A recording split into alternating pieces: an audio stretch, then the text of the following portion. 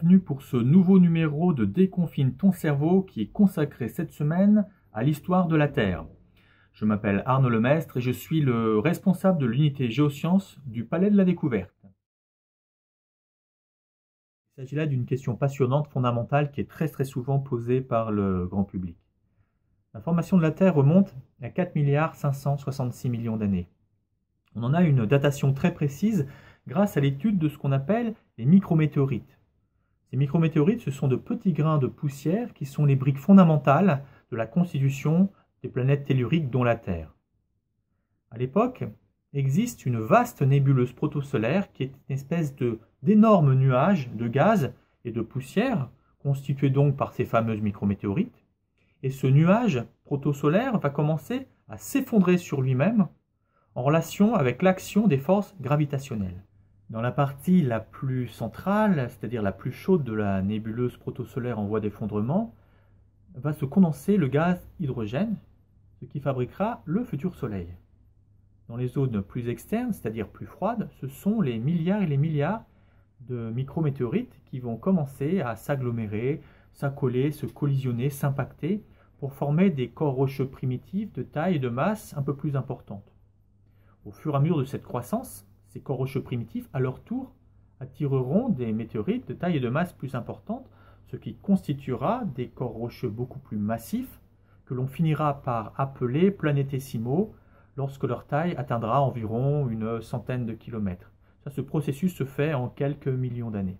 Cette phase de croissance, que l'on appelle aussi période d'accrétion planétaire, s'est poursuivie environ 50 millions d'années jusqu'à ce que les planètes primitives, dont la Terre primitive, acquièrent leur taille actuelle.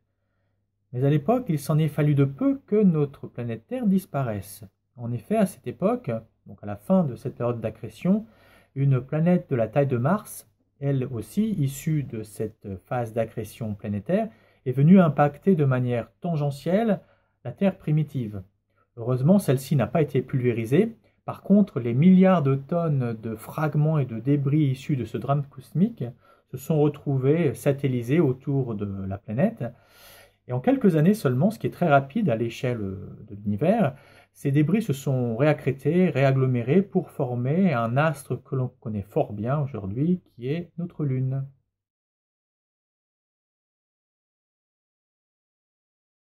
Tout d'abord, j'aimerais préciser que je n'aime pas trop l'utilisation du terme mort ou vivant d'ailleurs pour une planète, car une planète n'est pas un être biologique. Je préfère l'utilisation des termes comme actif ou inactif. En effet, la Terre est une planète active, c'est-à-dire qu'elle est caractérisée par des phénomènes géologiques importants comme la tectonique des plaques, le volcanisme, les séismes ou la formation de chaînes de montagnes. L'origine de cette activité est à rechercher à l'intérieur du globe.